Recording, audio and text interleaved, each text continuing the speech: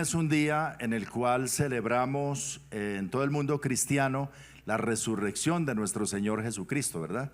El día de resurrección se llama a este día, y también es el primer día de la semana. Recordemos que Jesús resucitó el primer día de la semana. Es una de las razones por las cuales la iglesia cristiana, a diferencia del pueblo judío, guarda el primer día de la semana como el día del Señor y no el sábado como el Shabbat o el día del Señor para el pueblo judío. Para nosotros el primer día de la semana, en alusión a la resurrección de nuestro Señor Jesucristo para darnos vida. Esta doctrina de la resurrección en la palabra es fundamental para la fe cristiana. El apóstol Pablo decía: si Cristo no resucitó, vana es nuestra fe y vana es nuestra predicación, y además los predicadores somos hallados mentirosos, porque hemos dicho y testificado de que Cristo está vivo, que Él resucitó.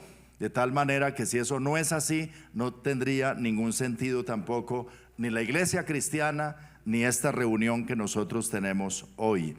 Ahora recordemos que Jesús resucitó con un cuerpo físico, su cuerpo que fue clavado en la cruz y que luego al tercer día se levantó de la tumba. Es un cuerpo material, y esta resurrección del Señor no fue solo una resurrección como las otras que ya habían tenido lugar, como la resurrección de Lázaro o el hijo de la viuda de Naín, o aún en el Antiguo Testamento suceden varias resurrecciones en el tiempo de los profetas, el profeta Eliseo, del profeta Elías.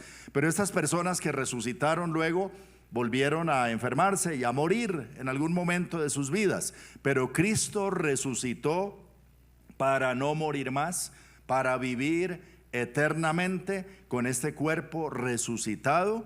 Y esto tiene una implicación muy grande para la fe del cristiano conforme a la palabra del Señor, porque es un cuerpo que ya no está sujeto a debilidad, ni a enfermedad, ni a envejecimiento, ni a la muerte, sino un cuerpo físico, material, pero revestido de inmortalidad. Es el cuerpo de nuestro Señor Jesucristo. Su tumba está vacía, su cuerpo no se encuentra en la tierra, resucitó con Él, y los discípulos dan fe de que aún comieron con Él después de resucitado, y 40 días después en ese cuerpo fue ascendido al cielo, y los ángeles el día de la ascensión dijeron: este mismo Jesús que ha sido tomado de vosotros al cielo, así vendrá como le habéis visto ir al cielo. Y estamos esperando que eso suceda también pronto, la segunda venida de nuestro Señor Jesucristo. Entonces los invito a que meditemos en esta mañana con base en la palabra del Señor en un tema que he titulado la resurrección de Cristo y sus bondades. La resurrección de Cristo y sus bondades. Lucas capítulo 24, leamos la palabra del Señor allí en San Lucas capítulo 24, versículo 33 hasta el versículo 46. Dice allí de dos varones que se trasladaban a pie de Jerusalén a una aldea cercana llamada Emaús, y Jesús ese día que resucitó se puso a conversar con ellos en el camino sin que ellos advirtieran que era el Señor. Y cuando llegaron a casa ya era de noche, y el Señor se reveló a ellos, se manifestó a ellos, pudieron conocerle. Dice primero que sus ojos estaban velados y no podían conocerle, pero luego le conocieron, se dieron cuenta que era Jesús. Y ahí comienza nuestra lectura en el versículo 33. Si podemos estar en pie un momento más y leer todos juntos la palabra del Señor, creo que ahí va a estar en pantalla para que todos podamos leer. En fuerte y alta voz leamos así: y levantándose en la misma hora volvieron a Jerusalén, y hallaron a los 11 reunidos y a los que estaban con ellos, que decían: ha resucitado el Señor verdaderamente, y ha aparecido a Simón. Entonces ellos contaban las cosas que les habían acontecido en el camino, y cómo le habían reconocido al partir el pan. Mientras ellos aún hablaban de estas cosas, Jesús se puso en medio de ellos y les dijo: paz a vosotros. Entonces, espantados y atemorizados, pensaban que veían espíritu. Pero Él les dijo: ¿por qué estáis turbados y vienen a vuestro corazón estos pensamientos? Mirad mis manos y mis pies, que yo mismo soy. Palpad y ved, porque un espíritu no tiene carne ni huesos, como veis que yo tengo. Y diciendo esto, les mostró las manos y los pies. Y como todavía ellos de gozo no lo creían y estaban maravillados, les dijo: ¿tenéis aquí algo de comer? Entonces le dieron parte de un pez asado y un panal de miel, y él lo tomó y comió delante de ellos. Y les dijo: estas son las palabras que os hablé estando aún con vosotros, que era necesario que se cumpliese todo lo que está escrito de mí en la ley de Moisés, en los profetas y en los salmos. Entonces les abrió el entendimiento para que comprendiesen las escrituras, y les dijo: así está escrito, y así fue necesario que el Cristo padeciese y resucitase de los muertos al tercer día. Amén. Te damos gracias por tu palabra, Señor. Y oramos esta mañana para que, así como le abriste el entendimiento a los discípulos aquella noche, para que comprendieran las escrituras y se dieran cuenta de la realidad de la resurrección, de la misma manera en esta mañana abre nuestro entendimiento. Dile al Señor: abre mi entendimiento, alumbra los ojos de mi entendimiento, que yo pueda comprender por la revelación del Espíritu tu santa palabra en esta mañana, y la realidad del Cristo resucitado, esa convicción en mi corazón, renueve, transforme mi vida y me lleve al plano de lo sobrenatural y lo celestial en mi vida cristiana, en mi caminar contigo, Señor. Gracias te damos por tu palabra esta mañana.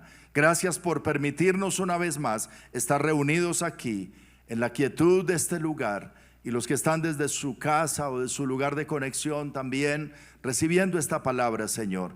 Que tú les hables de una manera especial, a todos nos hables y nos convenzas de tus propósitos y de tus planes y de lo que tú haces en cumplimiento a tu santa palabra. En el nombre de Jesús, amén. Amén. Gloria a Dios. Tomen asiento, por favor.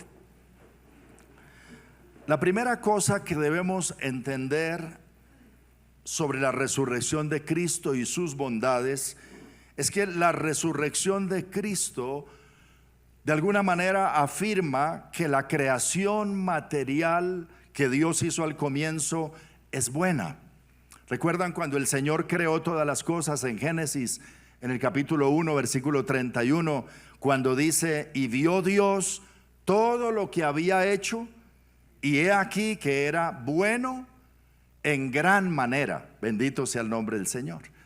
Él vio que su creación, todo, el cielo, la tierra, el mar, las plantas, las bestias, y el hombre que ya lo había creado, el Señor vio que era bueno. Era bueno lo que había hecho, la creación material. El problema es que después, cuando el pecado entró, cuando el hombre cedió a la tentación del pecado y fue destituido de la gloria de Dios, fue separado de Dios y del árbol de la vida también, y entró entonces la muerte. Con el pecado entró la muerte, y el hombre empezó en un proceso de desintegración de su vida, empezó a morir. Dios dijo: el día que comas de ese árbol, ciertamente morirás. Comieron y pareciera como que no pasó nada, pero sí pasó. Ese día se desconectaron de Dios y de la vida de Dios. De ahí para adelante la vida fue por inercia. Haga de cuenta cuando tenemos esos abanicos, esos ventiladores fuertes en la costa, ¿los ha visto? Que echan bastante calor, y hay unos grandototes así. Cuando ponen a funcionar eso ya una fuerza impresionante. Pero al momento que lo desconectan, él no se detiene de una vez, sino que sigue, ¿verdad? Pareciera que no pasó nada, pero sí pasó. Ya se desconectó, ya murió. Prácticamente fue lo que pasó con el hombre cuando pecó contra Dios, se desconectó de Dios, de la fuente de vida, y luego 930 años después Adán murió. Y de ahí para adelante el lapso de vida de las personas empezó a reducirse, a reducirse.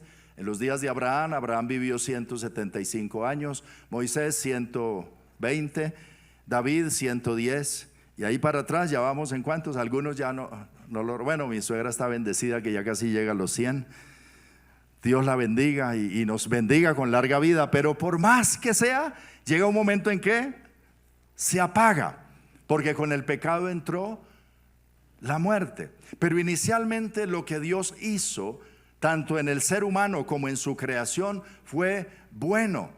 Y lo que se anuncia con la resurrección de Cristo es volver al inicio, a como era al comienzo, la restauración de todas las cosas, del hombre conectado con Dios, viviendo eternamente en comunión con Dios y ya venciendo la muerte, sin tener que morir de nuevo. De hecho, la caída afectó toda la creación, pero todo también en Cristo se afecta para restauración de todas las cosas, no solamente del hombre, sino también de la creación. Así que el cuerpo físico con el cual resucita nuestro Señor, inmortal, afirma que la creación inicial de Dios es buena y que vamos luego a vivir hacia el futuro también en un mundo material, pero sin enfermedad ni muerte, que tendremos también un cuerpo físico inmortalizado. Como dice Pablo, es necesario que esto mortal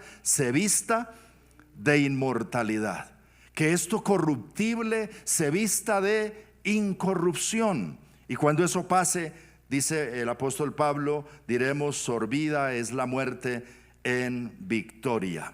Así lo dice también el apóstol Pedro en segunda carta de Pedro, capítulo 3, verso 13, cuando dice: pero nosotros esperamos según sus promesas. ¿Qué esperamos? Cielos nuevos y tierra nueva, en las cuales mora la justicia. Todo se contaminó con la caída del hombre en el Génesis, caída en el pecado, pero todo se restaura a través del segundo Adán, que es Cristo, para una nueva creación, tanto de los seres humanos como de la creación misma. Esperamos, ¿qué esperamos? Cielos nuevos y tierra nueva y cuerpos nuevos, para vivir nosotros en ese cielo nuevo y en esa tierra nueva, en los cuales morará la justicia. ¿Cuántos tienen esa esperanza? Aquí dice: nosotros esperamos. Yo no sé usted qué espera. Algunos tienen la esperanza solamente en que venga en los próximos 4 años un nuevo gobierno y se componga esto, ¿cierto? Y que cuando pase ese venga otro que nos ayude a mejor, y como que la esperanza es que de alguna manera, ¿cierto?, se solucionen nuestros problemas temporales de esta vida. Diga conmigo: pero nosotros esperamos cielo nuevo y tierra nueva, en los cuales morará la justicia. Y para vivir en ese cielo nuevo y tierra nueva, ¿qué pasará? Tendremos cuerpos nuevos, como el cuerpo de nuestro Señor Jesucristo al resucitar. Alabado sea Dios. Cuando pienso en esto me emociona mucho, porque es que viviremos en un mundo con características físicas reales. Si bien es una nueva tierra y es un nuevo cielo, como lo describe Apocalipsis 22, 1 al 5, es real. Dice: después me mostró un río limpio, dice el apóstol Juan, de agua de vida, resplandeciente como el cristal, que salía del trono de Dios y del Cordero, en medio de la calle de la ciudad, y a uno y a otro lado estaba el árbol de la vida, que produce 12 frutos, dando cada mes su fruto, y las hojas del árbol eran para la sanidad de las naciones. Y no habrá más maldición, y el trono de Dios y del Cordero estará en ella, y sus siervos le servirán, y verán su rostro, y su nombre estará en sus frentes. No habrá allí más noche, y no tienen necesidad de luz de lámpara, ni de luz de sol, porque Dios el Señor los iluminará, y reinarán por los siglos de los siglos. Alabado sea Dios. Diga conmigo: no más facturas. Eso ya es una bendición, ¿verdad? Y algunos se meten un susto cada rato. Apareció de nuevo la factura y se paga una y ya llega la otra. ¿Y qué problema? Y en esta vida sufrimos tantas cosas, ¿no? Dice allí: todo estará resuelto. Pero además dice: no habrá más maldición, no habrá más noche, no habrá necesidad de luz de lámpara. El Señor es la luz de ese lugar. Y dice: y allí estará de nuevo el árbol de la vida. Recuerdan que cuando el hombre pecó en el huerto del Edén, Dios dijo, quítenle el acceso al árbol de la vida, no sea que siga comiendo y viva para siempre en su condición de pecado. Al quitarle el acceso al árbol de la vida, el hombre entonces murió, empezó a morir. Y no tenemos hasta hoy acceso al árbol de la vida. Pero bendito sea Dios, apareció Cristo que dijo, yo soy la vida, para darnos vida eterna. Pero en la nueva tierra y en el nuevo cielo que esperamos, estará de nuevo el árbol de la vida. Imagínate el árbol de la eterna juventud. Ya no vamos a necesitar ir más al odontólogo. Qué pena, hermanos, Dios les dará otro oficio. Pero será chévere, algo mejor Dios tiene para ustedes. Los médicos, ya no habrá más, ahí como canta Juan Luis Guerra, en el cielo no hay hospital, porque ya no hay enfermos. Ya no necesitaremos los psicólogos tampoco.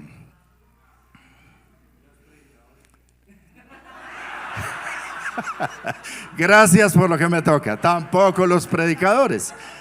Las primeras cosas pasaron, todos veremos cara a cara, todos estaremos con el Señor, todos nos quedaremos ya sin empleo, pero habrá nuevas cosas. Bendito sea Dios. Denle ese aplauso al Señor por nuestra esperanza. Qué maravilloso Dios. Gloria a Dios. Pero es real, no es algo inmaterial. Algunos se imaginan que en la eternidad, en la vida con el Señor, estaremos como en una nube por allá, algo gaseoso, que no nos conoceremos ni a nosotros mismos, y que el Señor Jesús existe como un espíritu que no se puede tocar. Pero eso no es lo que dice la Biblia.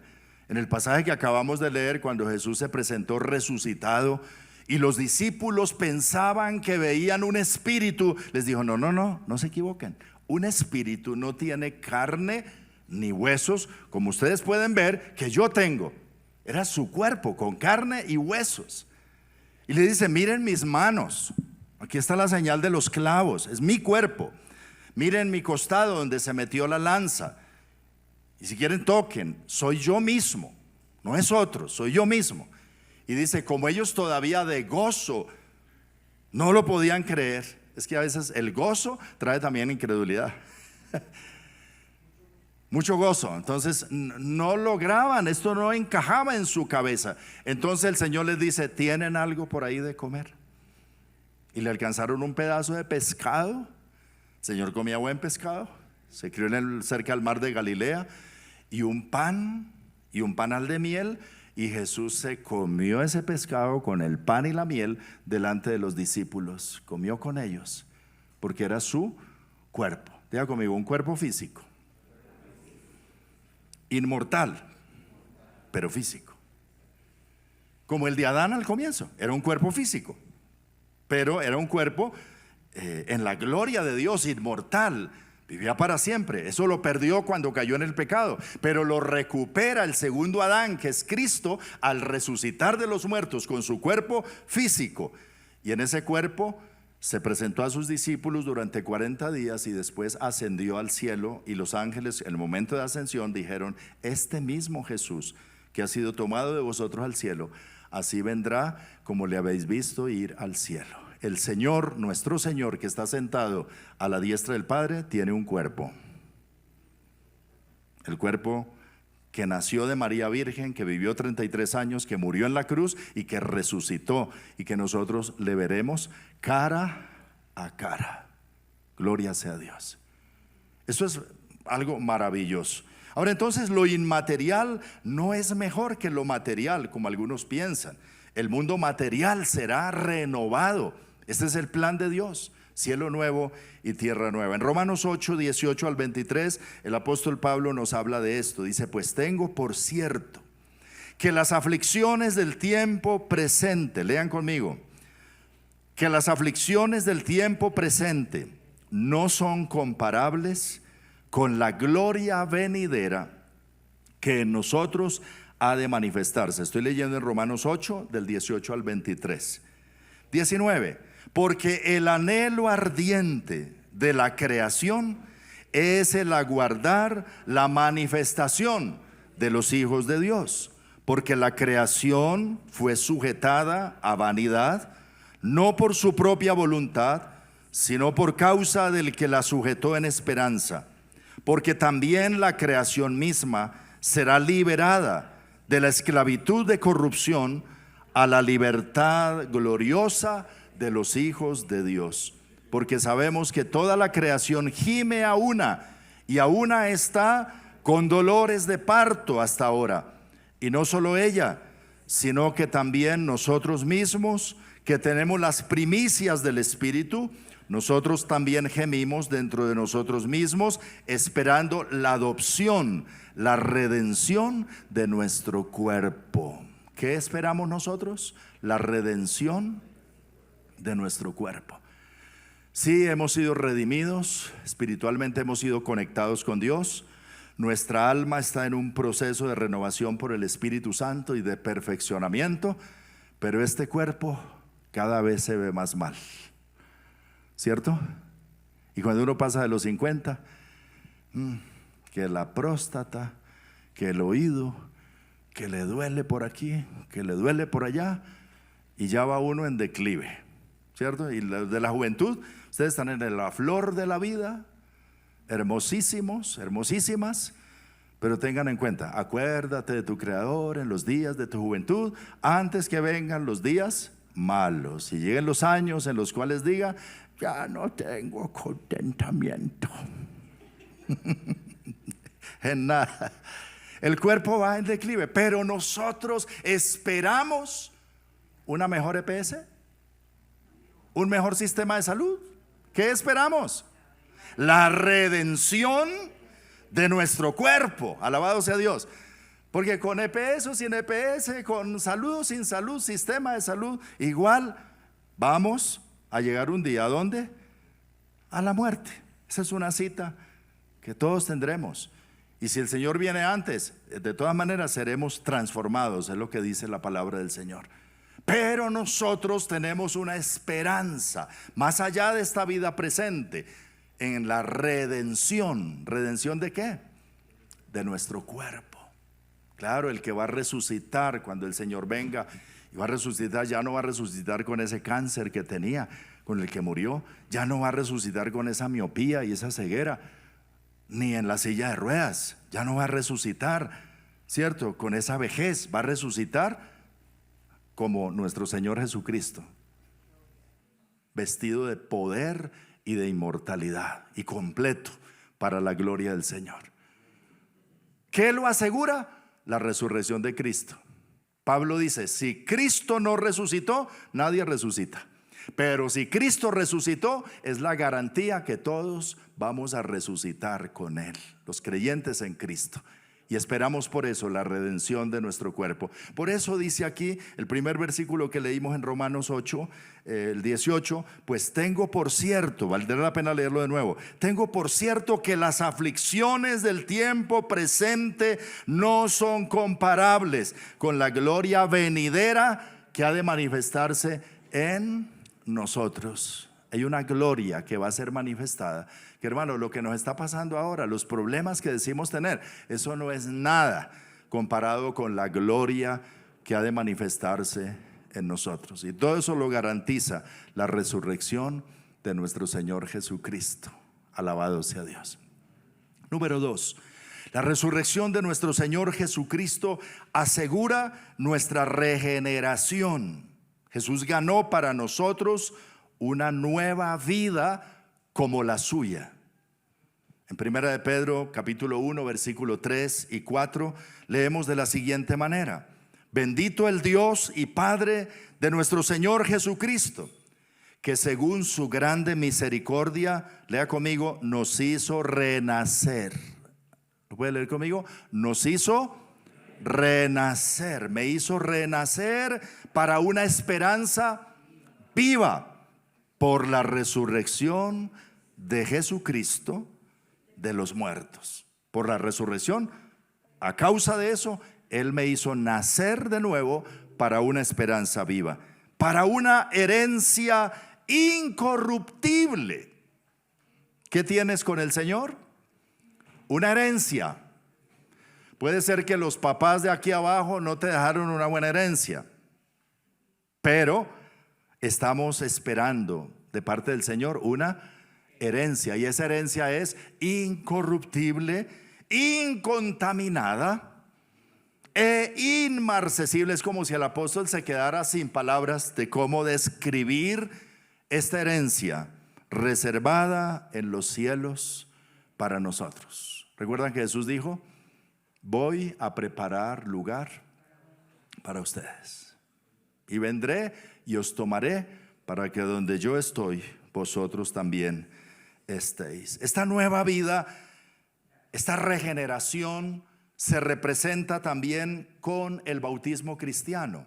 En Romanos 6:4 dice: porque somos sepultados juntamente con Él para muerte por el bautismo, a fin de que como Cristo resucitó de los muertos por la gloria del Padre, así también nosotros andemos en vida nueva. Así como Cristo resucitó y tiene una vida nueva, dice, nosotros andemos en vida nueva. Esa vida comienza aquí, pero se perfecciona cuando estemos allá con Él.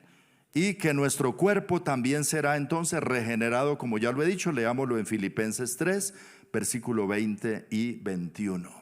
Dice así, Filipenses 3, 20: mas nuestra ciudadanía está en los cielos, de donde también esperamos al Salvador, al Señor Jesucristo, el cual transformará el cuerpo de la humillación nuestra, para que sea semejante al cuerpo de la gloria suya. Qué bonito.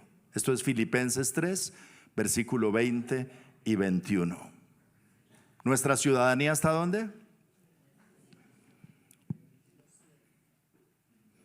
Tienes una colombiana, ¿verdad? Una ciudadanía colombiana. Está ahí en la cédula, en el pasaporte, porque nacimos aquí y fuimos registrados en la Registraduría Nacional del Estado Civil. Ahí está nuestro registro, ¿cierto? Ciudadanos colombianos. Entonces, cuando tú llegas al país que vienes del extranjero, entras a migración en una fila para colombianos, y ahí entras porque esa es tu nación, tu tierra, con todos los derechos que tienes en esa tierra por esa ciudadanía, ¿ok? Otros, a más de la colombiana, han logrado la ciudadanía americana o la ciudadanía española o de otra nación, y algunos tienen dos. No sé si se les permite a algunos tener 3 ciudadanías, y algunos se sienten hasta más orgullosos de la ciudadanía que tienen por fuera que de la propia de nacimiento. No debería ser así, pero yo soy ciudadano, como decía el apóstol Pablo también, soy ciudadano romano. En ese tiempo eso era algo, lo máximo, pues, ser ciudadano romano. Pero ahora Pablo está escribiendo a los filipenses y diciéndole a estos humildes hermanos de Filipos que nosotros tenemos una ciudadanía superior a cualquier otra ciudadanía. ¿Y es la ciudadanía qué? Celestial. Alabado sea el Señor. Así que aquí realmente somos extranjeros. Por eso es que hablamos otro idioma, tenemos otra cultura, vivimos diferente, porque nosotros somos de otro lado. Somos ciudadanos de la patria celestial. Somos ciudadanos celestiales. Eso es lo que está diciendo esta palabra. Además, desde el día que recibimos a Cristo, ese día nuestro nombre quedó inscrito en la Registraduría Nacional del Estado Civil de los Cielos, para decírselo de alguna manera, ¿cierto? Si alguno no entiende qué es tener el nombre escrito en el libro de la vida, ya me tienen en un libro. No, estás inscrito en la Registraduría Nacional de la Patria Celestial desde el día que recibiste a Cristo. Por eso Jesús dice: no se gocen tanto, inclusive que los demonios se les sujeten o que hagan milagros u otras cosas, pero regocíjense de que tienen el nombre inscrito en los cielos, que tienes ciudadanía en la patria celestial. Alabado sea el Señor. Así que mueres aquí y ya está pago la deportación de tu cuerpo a la patria celestial. Y no solo eso, sino no para un lindo entierro, sino para una linda resurrección. Yo no sé si ustedes se ríen por incrédulos o porque no les parece esto, pero yo lo leo en la Biblia. Estoy tratando de ilustrarlo de la mejor manera, pero esa es la esperanza a la cual el Señor nos ha llamado. Y eso incluye nuestro cuerpo. Esperamos la redención de nuestro cuerpo. Y aquí dice que cuando el Señor aparezca, Él transformará este cuerpo de humillación para que sea semejante al cuerpo de la gloria suya. Bendito sea el Señor. ¿Y por qué dice que este cuerpo de humillación? Es que este cuerpo que nosotros queremos tanto y que como jóvenes nos miramos al espejo y nos sentimos tan orgullosos de él, es un cuerpo de humillación y de vergüenza. ¿Lo quieres comprobar? Déjate de bañar 3 días. ¿Cómo empiezas a oler? Quítate el maquillaje, la linda ropa.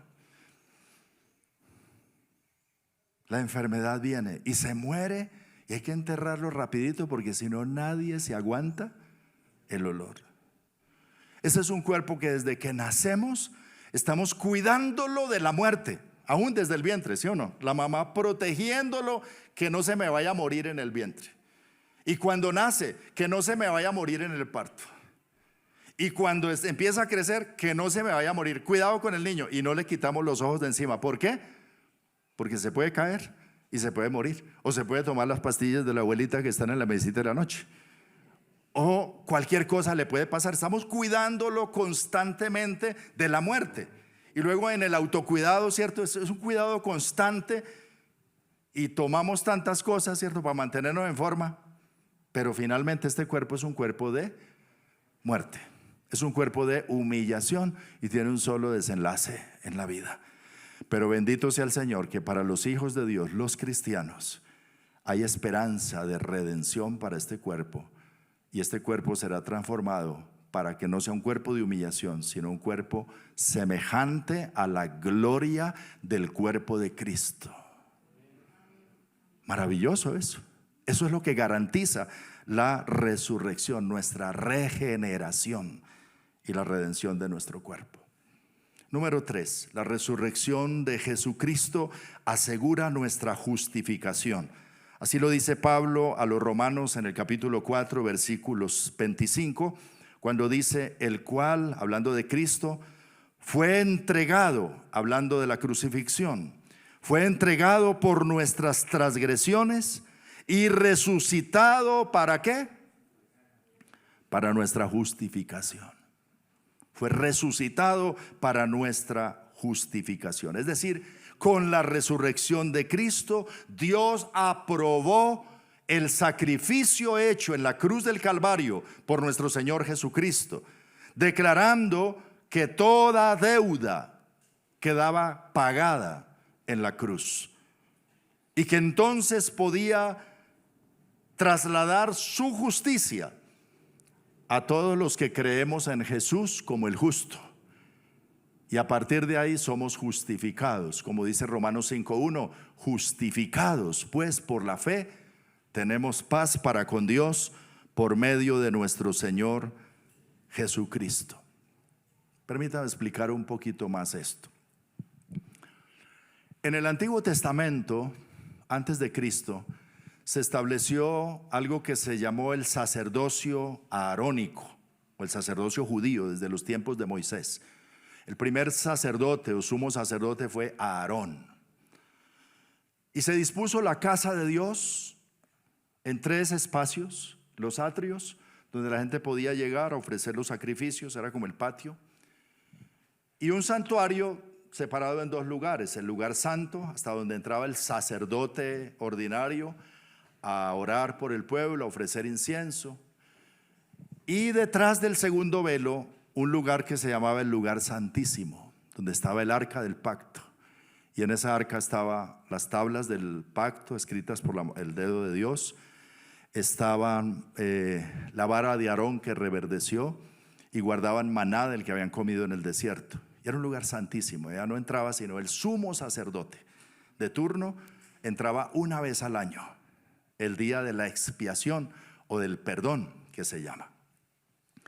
Ese día de la expiación, que era un día de celebración anual, el sumo sacerdote sacrificaba en el altar del sacrificio que queda en la parte de afuera, en los atrios, sacrificaba un cordero sin defecto de 1 año. Y ese cordero, sobre él se cargaba el pecado de todo el pueblo. Todos ese día se arrepentían, confesaban sus pecados, era un día de reconciliación y de perdón. Pero como la paga del pecado es muerte, alguien tenía que morir. Entonces a las 3 de la tarde de ese día, el sumo sacerdote degollaba el cordero y con sangre del cordero rociaba hacia el pueblo, y luego parte de esa sangre la llevaba hasta el lugar santísimo, atrás del segundo velo, y entraba con esta sangre allí y la derramaba sobre la tapa del arca, que se llamaba el propiciatorio. Había 2 querubines allí en una tapa de oro, una lámina de oro, y él derramaba esta sangre y la ponía sobre el propiciatorio. Esa sangre era la sangre del cordero que había degollado afuera, y era el cordero de la expiación.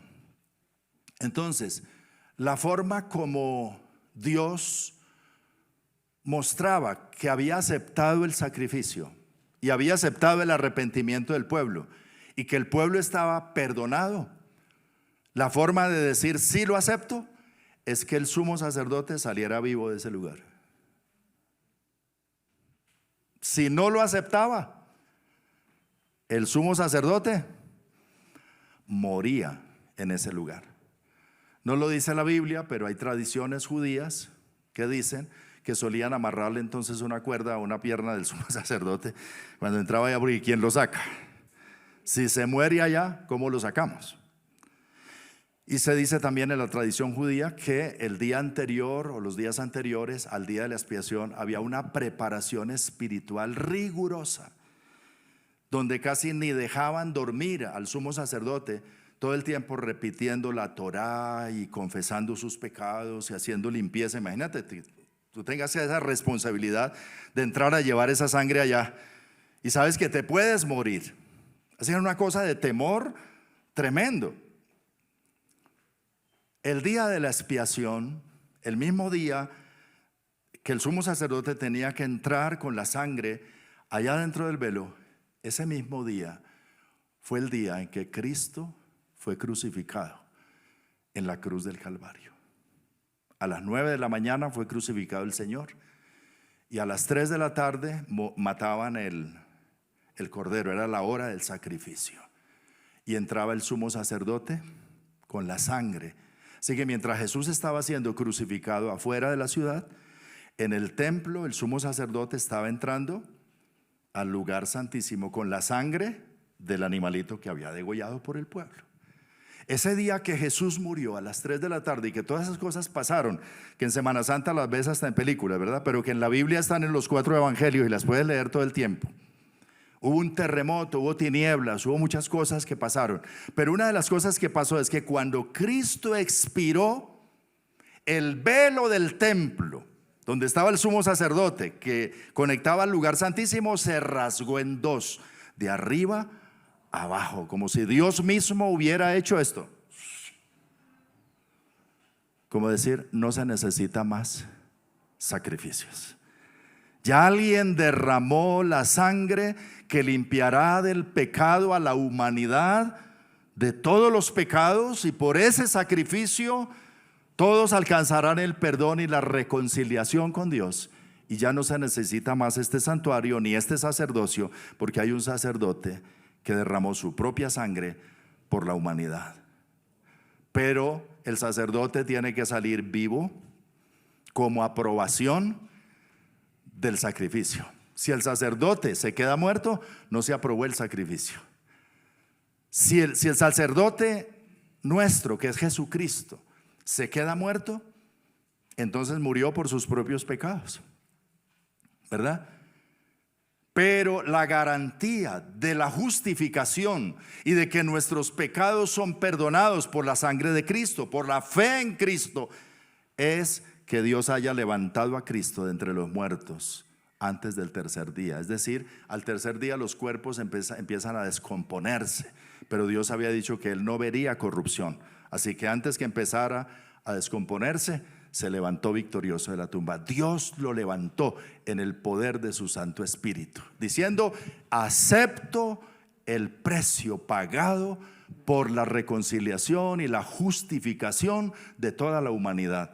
Y ese es el evangelio, es la predicación de las buenas nuevas, que hay perdón, que hay un camino, que hay una manera de reconciliarse con Dios y de heredar todas las bendiciones de Dios por la obra de Cristo en la cruz y sellada con la resurrección de los muertos.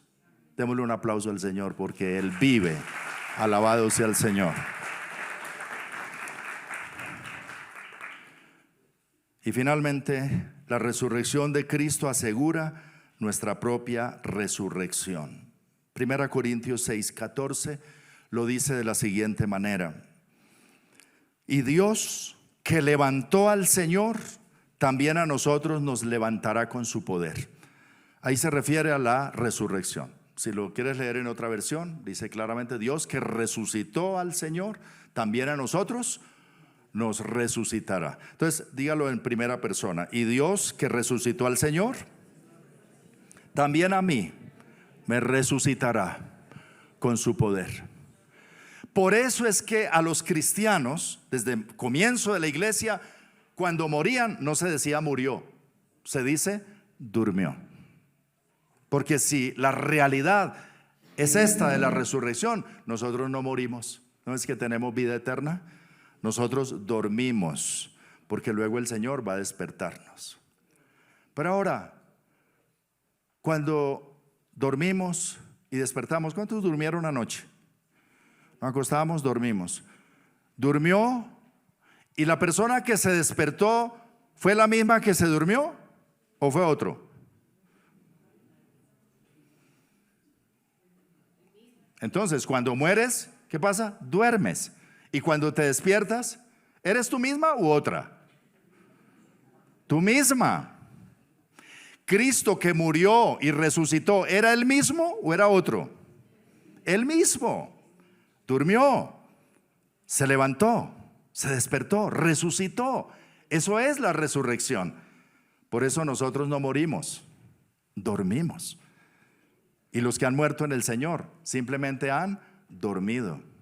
En su momento serán despertados para heredar todo esto de lo que estamos hablando en esta mañana. Bendito sea el nombre del Señor. Por eso el apóstol Pablo también dice: entonces para mí el vivir es Cristo y el morir me es ganancia, porque descanso de un poco de cosas y ya el Señor me levantará otra vez. Y también decía: si vivimos, para el Señor vivimos, y si morimos, para el Señor morimos. O sea, que vivamos o que muramos, del Señor somos. Entonces, ¿cuál es el problema de la muerte? Decía Pablo: ¿dónde está, oh muerte, tu aguijón? ¿Dónde está, oh sepulcro, tu victoria? En otras palabras, ¿por qué es que la gente te tiene miedo? Yo no veo el problema. Duermo, me despierto. Hay una canción antigua, se cantaba en las iglesias bautistas hace años, que dice: pues si vivimos, para Él vivimos. Y si morimos, para Él morimos. Sea que vivamos o que muramos, somos del Señor, somos del Señor. Pero cuando cantábamos esa canción, algunos la cantaban así, decía: pues si vivimos, para Él vivimos. Y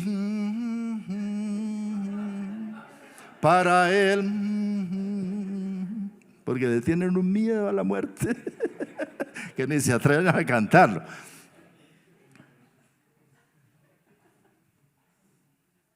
Nuestra esperanza, la resurrección de Cristo nos da esperanza y nos asegura nuestra propia resurrección. Alabado sea el Señor.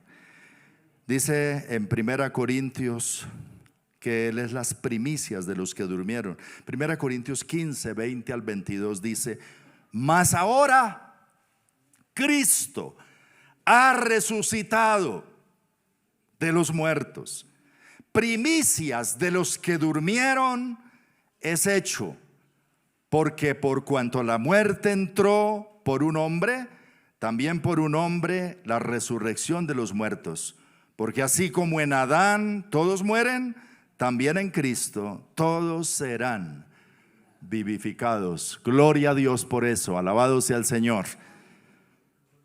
Repasemos entonces. La resurrección de Cristo afirma que la creación material es buena, que hay la restauración de todas las cosas, habrá un mundo físico en el cual morará la justicia preparado para nosotros. Número 2, asegura nuestra regeneración. Hemos sido regenerados, nacimos de nuevo para una esperanza viva.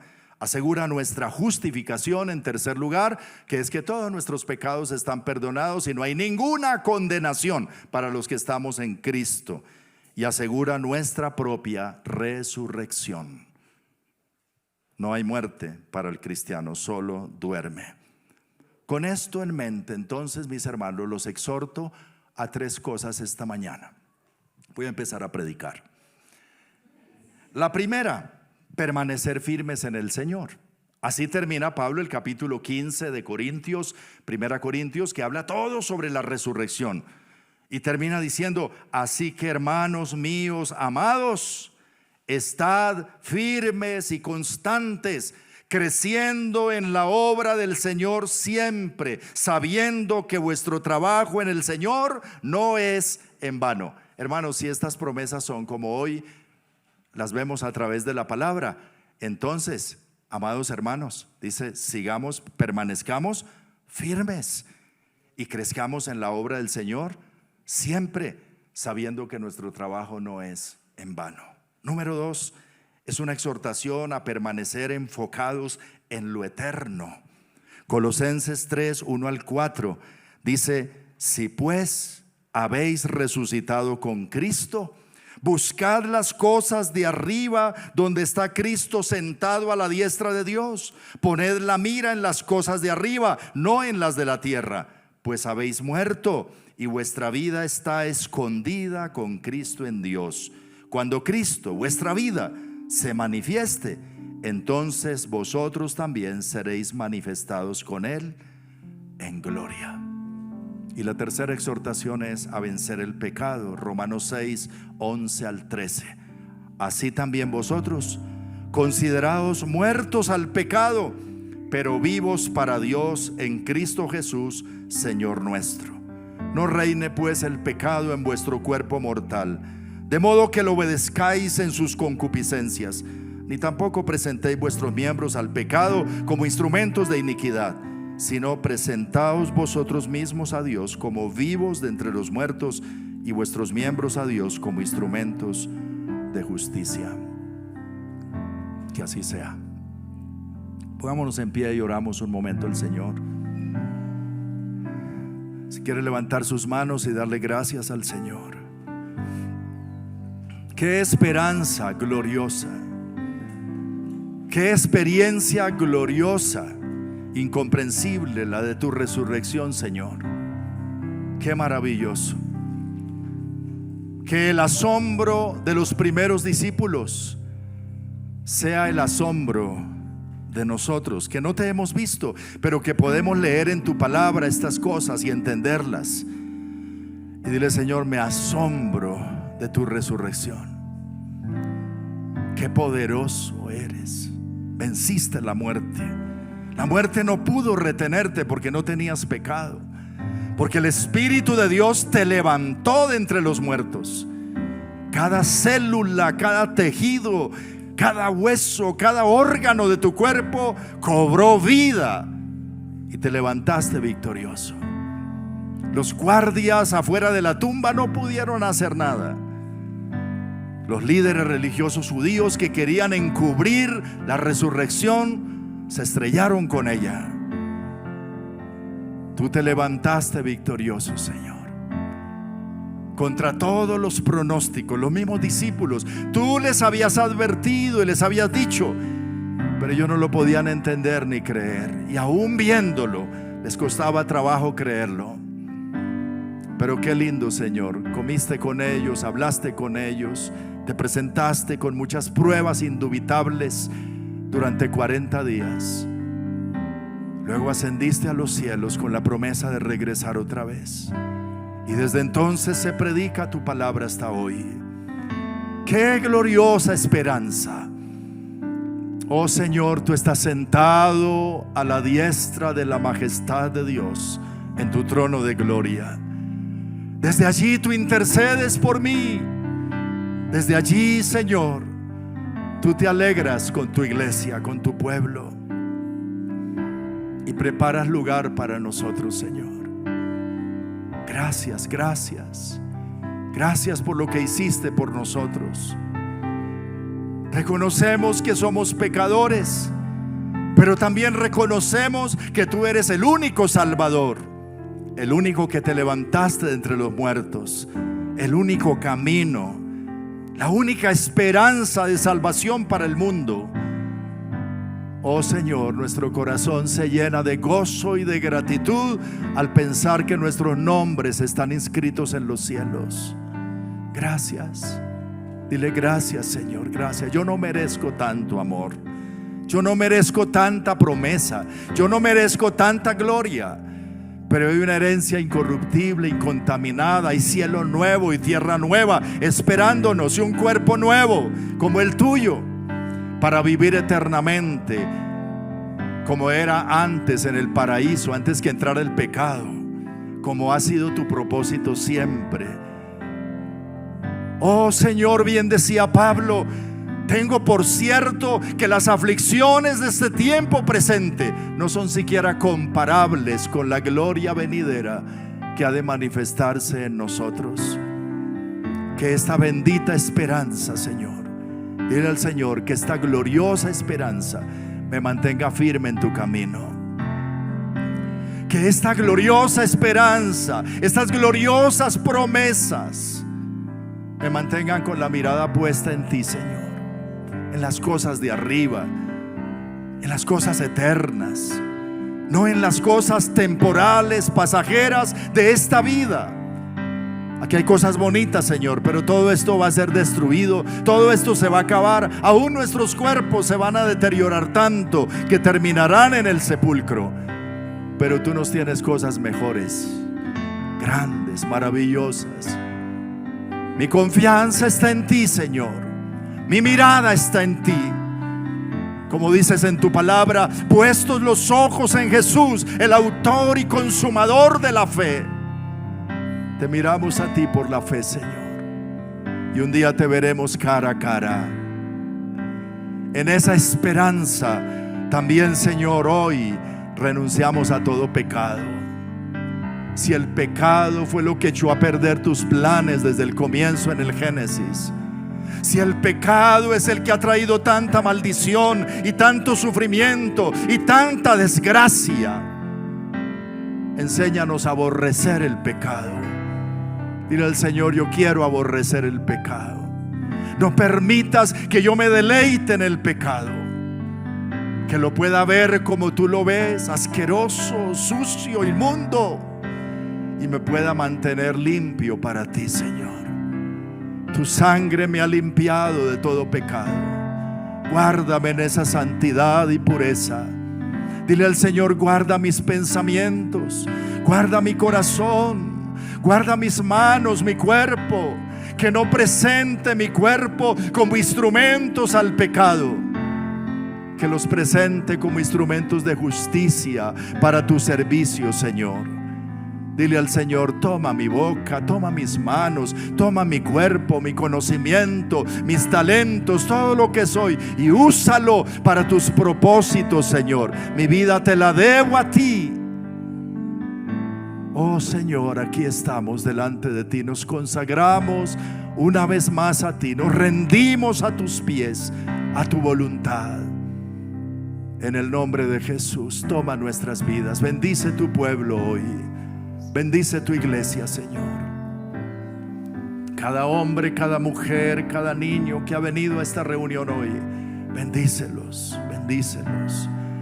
Oh Señor, tu gloriosa palabra traiga fruto en cada corazón, Señor.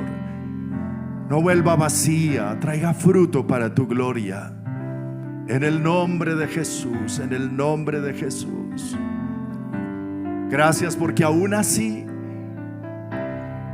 tú tienes un ministerio de sanidad para nuestros cuerpos, para prolongarnos la vida terrena un poco más, para que te podamos amar, servir por la fe en esta generación. Gracias por fortalecernos, por sanarnos, por reconfortarnos, por ayudarnos, por consolarnos. Pero Señor, ayúdanos a mantenernos con nuestra mirada más allá de lo presente, más allá de las aflicciones del tiempo presente. Aquí estamos, Señor. Gloria a ti, te adoramos a ti, te adoramos.